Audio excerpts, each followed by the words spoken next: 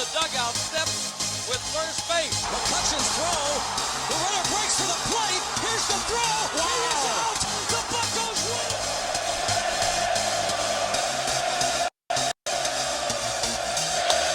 That ball's hit well to left center field. Back toward the track. And that ball is gone. You are listening to the North Shore 9 podcast. Follow them on Twitter, Instagram, and Facebook. Also, make sure to watch NS9 Live every Thursday on Twitch and help support by becoming a patron. Let's go Bucks! Yo, yo, yo, welcome to this morning's DiNardo's Dugout. I, of course, am your host, Anthony DiNardo, and good morning. Happy Tuesday, everyone. How y'all doing today?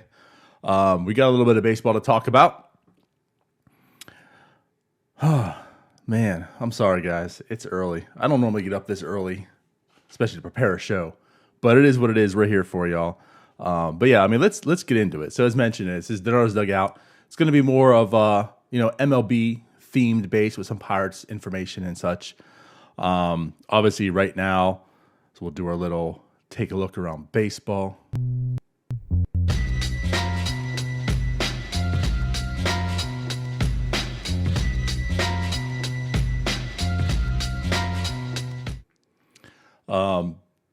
There's a lot happening. Just 4 games for pretty much everyone into the season, and there's already a lot happening. So around baseball, 11 Marlins players have tested positive for COVID-19. The Marlins-Phillies game that was played, there was, I think, 3 at the time that were tested positive.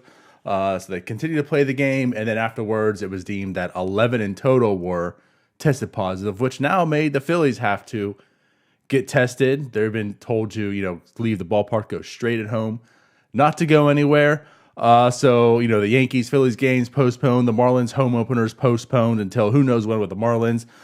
We don't know what's happening with baseball. There was an emergency meeting yesterday. It was more or less, I guess, part of like their weekly meeting. So they say emergency meeting, but it was scheduled to be a meeting anyways. But they did, of course, talk about this. No discussion about cancellation of the season. Let's be real. I mean, did you really think they were going to? The way the season has been, did you really think they were going to, after all this, just cancel after 4 games? No. I'm not shocked there was no discussion of cancellation. They're going to try to do everything in their power to get the season going. I mean, right before the season kicked off, they discussed about expanding the playoffs to 16 teams. Why is that? Come on, I mean, money. It's what the players want. It's what the players proposed in their package to go ahead and get more revenue for the owners. So that way the players can actually get some more revenue this year. So the final hour before the season, the players and owners go ahead and have this meeting again. They get 16 teams to the playoffs, and then 4 games into the season this comes up. No, they're going to try to play. So it's like I'm not surprised that this happened, and they want to move forward. But it just shows again, like baseball just is incompetence. You look at all the sports around, they were smart. Look at NBA, the bubble. Look at NHL, the bubble. What was some of the discussions we talked about? And actually, Bryce Harper, had this like great plan. Let's all go to Vegas. There's all these, stadiums, fields, if you may. Right there, each team can have a hotel, which is kind of like what the NBA is doing in Orlando. Let's play all the games there. It's 2020. It's going to be weird. Things aren't going to be normal. You don't have people in the stands, so you don't have to cater to your fans. Like there's no reason to play a home game for that sense. To play at PNC Park and then travel to Cleveland and play there. You don't have fans to pander to or whatever. You're just trying to get your games and get them in safely. That should have been like the proposal. That should have been the plan to begin with. MLB tries to play in their own stadiums. Okay, I mean, it could be done, if it's done right. But here's the thing, too. Like, no one's held accountable. Like, when players leave in the NBA, they leave the bubble, right? As we saw, what's his name, go to a gentleman's club. They have to get self-imposed quarantine. They got to be quarantined 10 days. It doesn't matter. It's not like you get tested and find out if you have the virus. You're quarantined. You leave this bubble, you're quarantined. You're done. That's how it prevents from spreading throughout the league. And that's essentially what happened to Miami. I mean, it could have been one person. We don't know. One person could have been selfish in the sense of they've went wherever. They got exposed. They came into the clubhouse where everyone was doing their thing, trying to be safe. And now the entire, I'm not going to say the entire team, but 11 people have it on the Marlins. All right. What's happening now? What's the cause and effect? That happened. The Marlins can't play their home opener. We don't know if they're going to play for the next week. And now the Phillies got to get tested, right? The Yankees were coming in. Like, this is how this spreads within MLB. This isn't me preaching that the coronavirus is deadly and you're all going to die. Like, this isn't doom and gloom that I'm trying to do. This is the safe, to have the league happen. This is just to have the league happen. If you have coronavirus, you can't play until you don't have it anymore. You're not showing any symptoms. I'm not saying every MLB player is going to die now. I'm not saying all the Marlins are going to die now. But the Marlins can't play. And what if the Phillies can't play? And now the Yankees are like, what if this was caught the next day? The Yankees are here now. Now the Yankees can't play. Like, this is how this stuff spreads throughout the entire league now. And again, it's not so much the health. It's this league shut down. No one can play. This was dumb to begin with on how they set it up. And it shows. And now no one can play. So, my gripe again is a little bit with MLB. Sure, it could be done. But this is the unexpected consequences that can take place. And here they are 4 days into the season happening. So my only thought and hope, of course, is MLB had to assume this was going to be a possibility. And with that being said, I sure hope they have a plan. People were riding them like, oh, MLB, they have no plan for this. Well, I'm not saying they probably have a good plan, but this had to be on their mind as this was a possibility to happen. So they had to have had some sort of plan for this. I don't know what they're doing to follow through with it. I understand that the season, but the Marlins games postponed.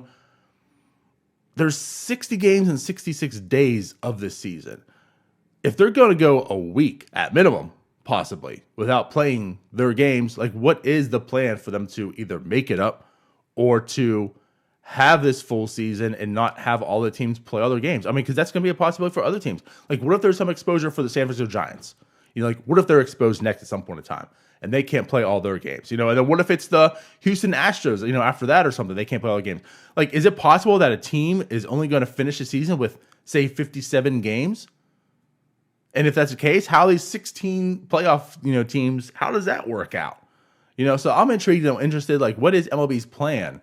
Because there's only so many games you can fit in, especially with travel involved and all these other teams and all these situations to try to limit the exposure.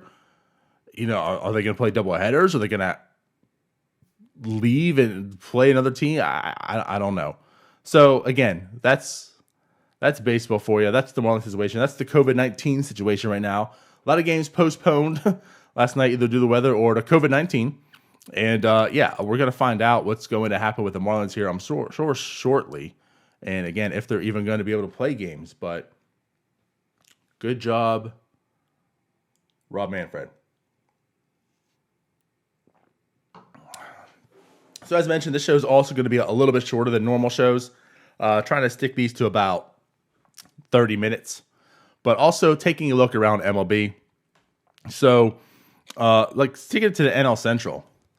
Some quick reactions, right? We always look to overreact to everything, such as Brian Reynolds, who still is hitless for the season.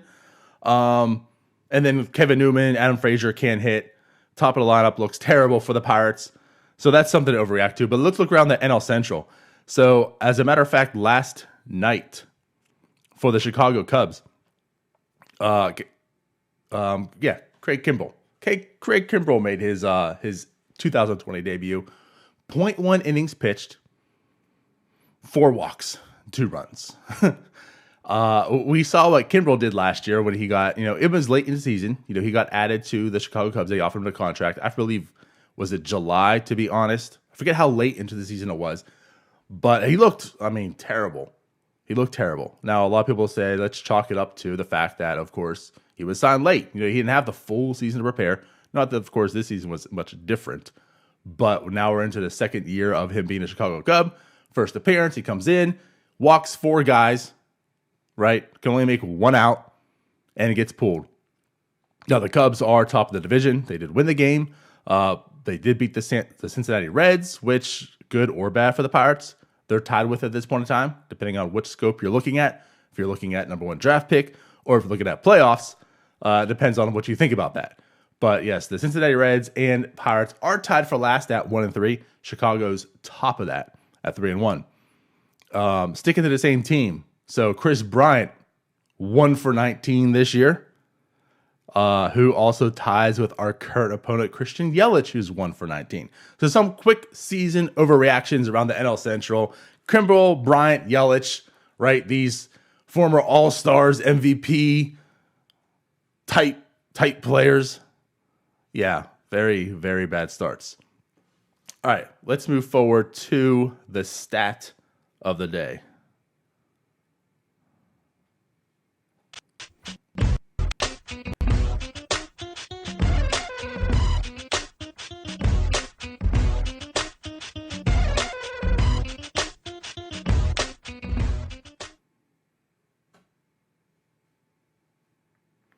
The stat of the day, everyone.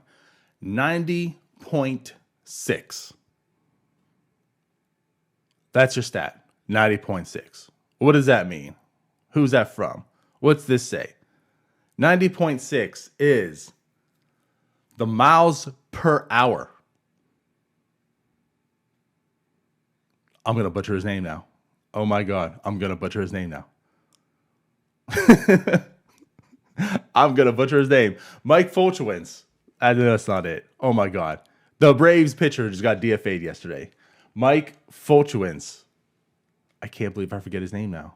Anyways, we'll move forward. The Braves DFA'd the guy that they had pitching last night almost immediately after the game. The Braves played the Tampa Bay Rays. Tampa Bay Rays, just tortured the Braves. I think it ended up being like 14-5, the final score, 13-5, something like that. But so he gave up 6 runs, 3 home runs, DFA'd immediately. I saw the news. I was shocked. Your instant reaction was, wow. Because, this guy was a really good pitcher. Not too long ago, I think he had Cy Young votes in 2018. To bring it up specifically, oh boy, let's bring this up here. Let's take a look.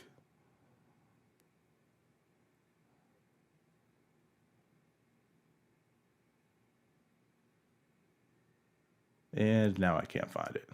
Here we go. So in 2018, he had, a 2.85 ERA in 183 innings, 202 strikeouts. Really good pitcher. This obviously was a guy that was in the future plans for the Braves in the rotation, which was looking really, really good at that point in time, especially the new guys coming up. Last year didn't fare too well, 4.54 ERA. And like I mentioned last night, he came in 3.1 innings pitched, 6 earned runs, 3 homers, of course, 3 strikeouts though. And immediately, boom, gone. Braves said, see you later. Snicker was like, bye. We don't want you anymore. Think about this. A shortened season. It's now July. It was July 20. What day is it? July 25th, 26th? It was the 27th yesterday. And he pitched 1 game and was DFA'd. Think about that. So first off, I see that name come up as DFA'd immediately. And of course, I'm intrigued. Because the Pirates, they can use some pitching. They've had some injuries, right? They're not the greatest. A name like that to come up that's available currently possibly to the Pirates right now with their waiver line. Let's take a look at this guy. Well, when you look into him, it is kind of easy to see maybe why he was DFA'd. So, as mentioned, the ERA-wise, right? 2.85 ERA in 18. Last year in 2019, 4.54 ERA. So, obviously some regression there. Those numbers aren't too good, but who cares about that? Who cares about ERA, right? What's this guy as a pitcher? We know he was good.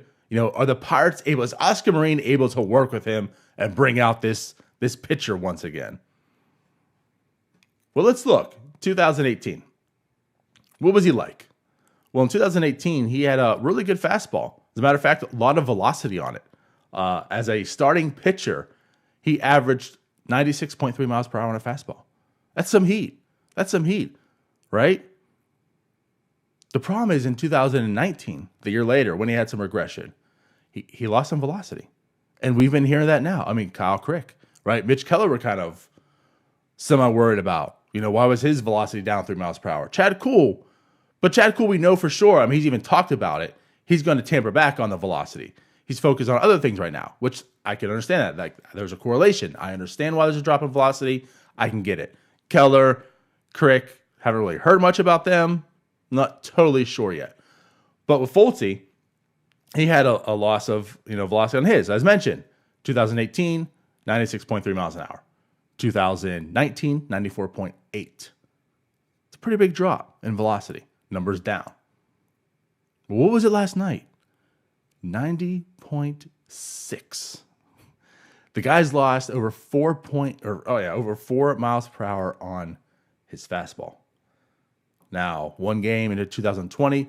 I mean, of course, you have the same reactions as mentioned with Keller and Crick, right? Same thing. They aren't DFA'd because of that.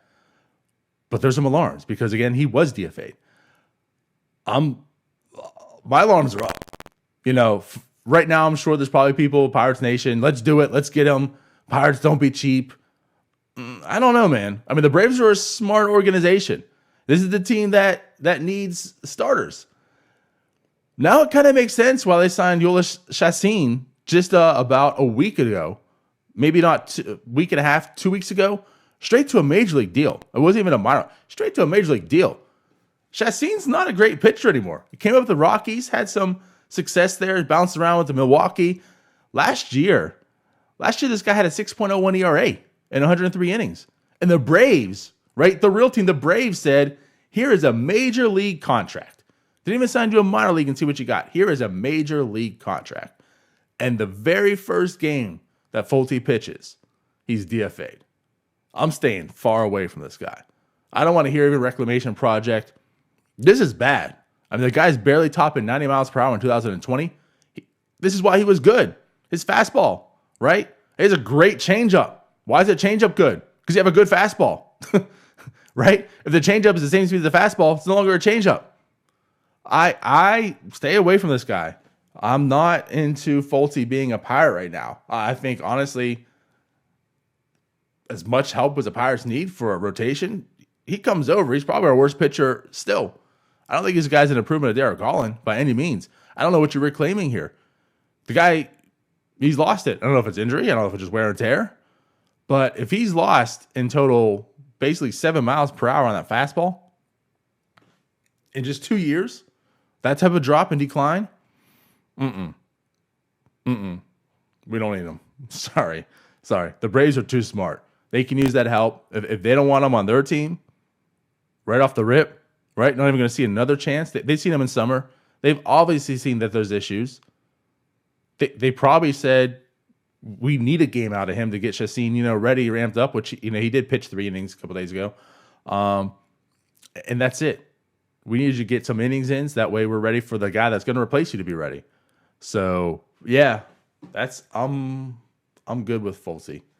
I hate to say it, but it is what it is. Let's go ahead and get into the foul poll. So as mentioned, every Sunday night, I'm going to put a poll on there that way it ends on Monday, and we'll discuss it. Want to kind of hear you guys' feedback on some things. This poll I put up, though, this is going to be very interesting. I might eat some crow. 7 long balls. Jones hammers it deep to right field. It is off the foul pole. Home run. The foul poll. Oh boy. Actually, let's go ahead and put that poll up. So Sunday night, I went ahead and put on for the DiNardo's Dugout poll, of course, right? Our weekly little segment here. I wanted to know, do you think Colin Moran is an average to above average hitter? The brand new season, it's 2020. The cold trade still looms over us. What do we get out of it? Joe Musgrove, Colin Moran, Michael Feliz, Jason Martin. Jason Martin still kind of teetering between the majors. He was actually, to put out there some news, he was optioned to make way for Gregory Polanco's return last night. So Jason Martin still hasn't really made it. Michael Feliz hasn't really shown great things. Joe Musgrove shows he's capable of some things, and Colin Moran I guess it's trying to prove that he's a major league starter. So, like, the jury's still out on this Cole trade, whether it's just completely terrible and a waste, or if we can muster something out of it. So, one of the things that comes up with Moran, we all know the defense isn't there. You know, I mean, obviously Shelton said the ball is hit to him, we expect him to get it. Great. That doesn't make you a major league player because you can catch things that are hit towards you. But regardless, the defense is never really there, but it doesn't matter. The corners, I mean, we have that in Josh Bell. If you can hit, you can play. So the question has always been, is Colin Moran like an average hitter at least? Which kind of stinks because you're fighting to see if he's average. Is he an average hitter? The people say 59%. Colin Moran is at least an average hitter. Only 41% say no. I say only, that's still a pretty close gap. 41% say no, 59% say yes. Let's go ahead and take a look at a few things here. Colin Moran, 27 years old, 9 months, 27 days. Colin Moran, 2 years, service time, right?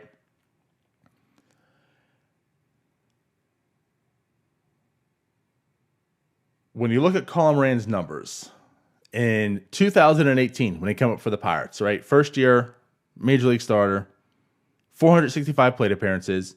Wasn't too bad. 277 batting average, 340 on base.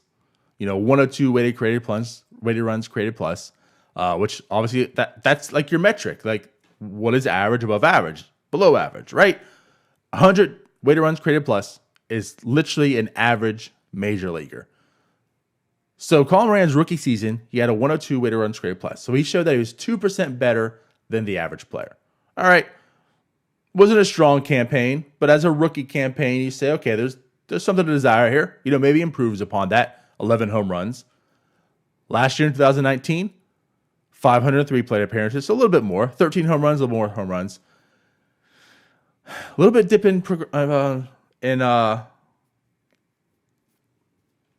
numbers. 277 average, 322 on base, and 94 weighted run created plus. So big drop in production. Now, obviously the 94, is there something better in that? Probably. I mean, he had a 102. But we asked, is he an average major leaguer? Well, over the 2 years, here's what I did. I want to present something to you. And this is why I'm going to tell you he is not. Colin Moran is not an average hitter.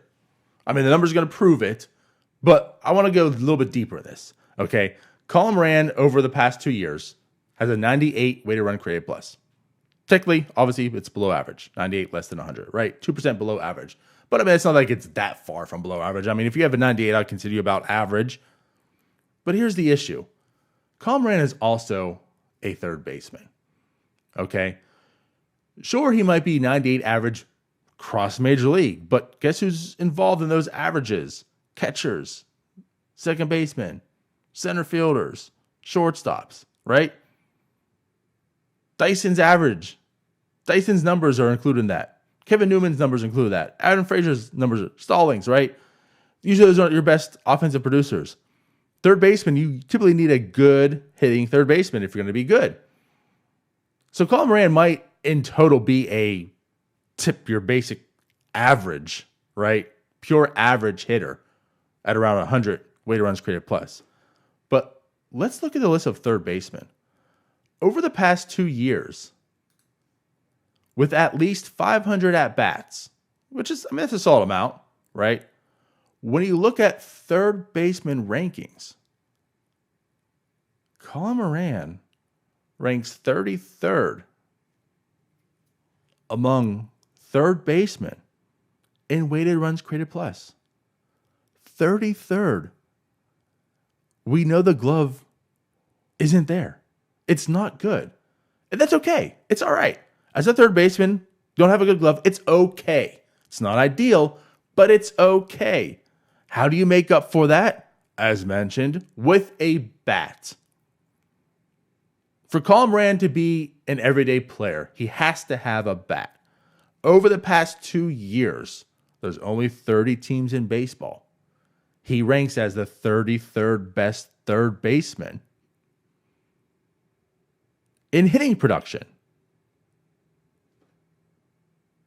That's not good.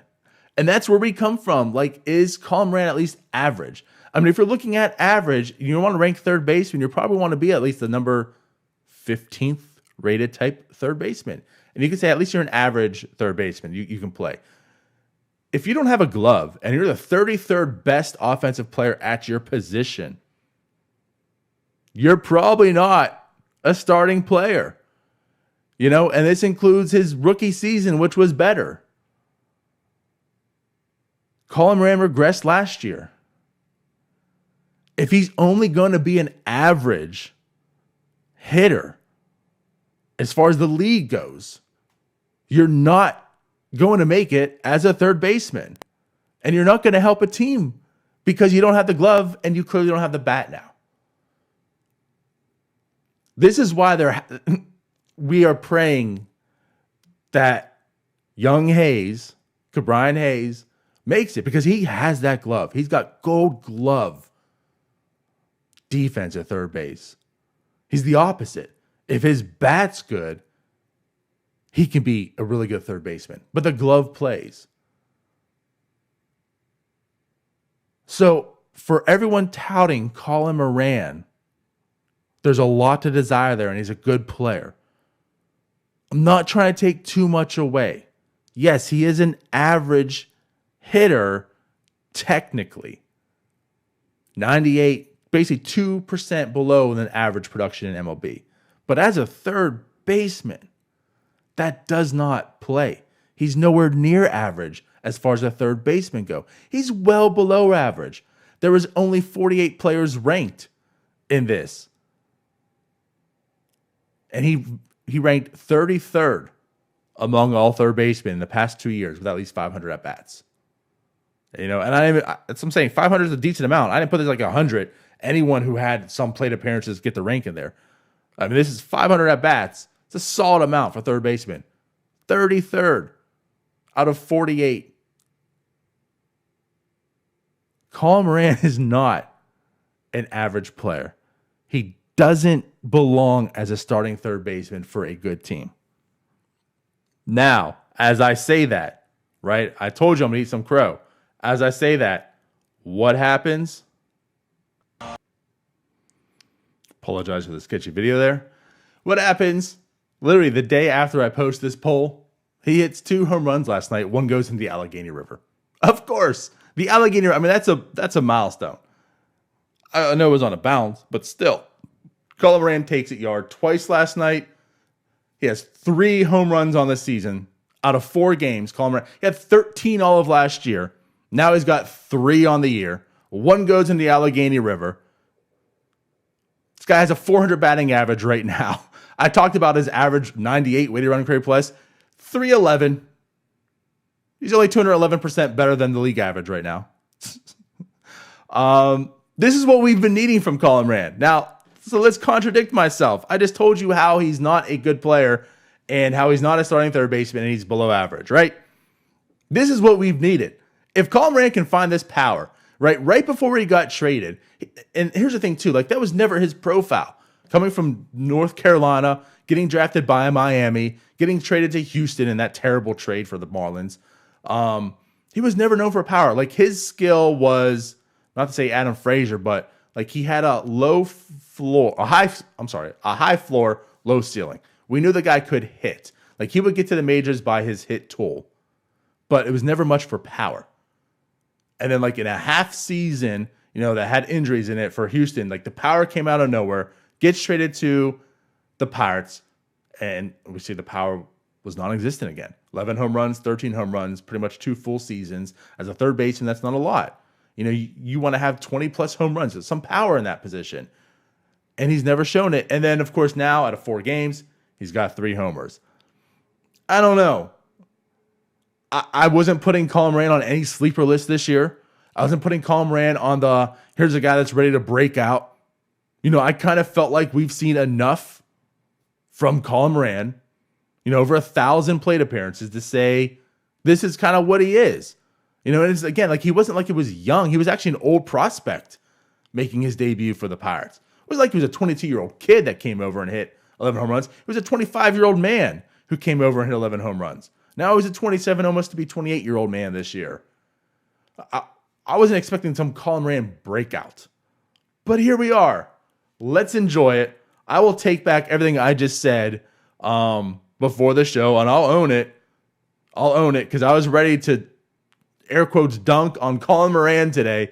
And last night he showed me up. I mean, sure, 1 home run the other day. Okay, you're going to get lucky and hit a home run here and there. Why not be the first or second game of the season when it was? Now he's got 3 on the year. I look like an idiot, and I'm okay with it. This is what we need out of Colin Moran. And if he's going to show this power, the 277 batting average, a 320, 340 on base, that's perfectly okay. He needs power to be good. If it's coming this year, then we might have a really good issue on our hands because Colin Moran was pretty much dumped in the plans. It's all about Cabrian Hayes. So now if you have Bell, Moran, and Hayes in there, the DH is going to be into the NL, it seems like, for the foreseeable future, forever. We might have some really good corners and a nice solid DH option, which for you Ozuna fans doesn't fare too well. So now I'm officially on Colin Moran watch. I want to see what this guy's going to do in the 60 games.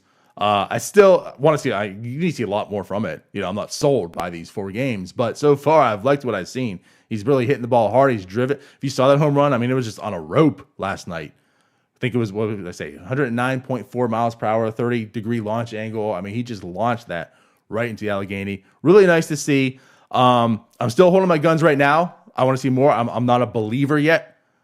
Over 1,000 plate appearances. This is what I've seen. A very average player as far as hitting goes. Below average third baseman.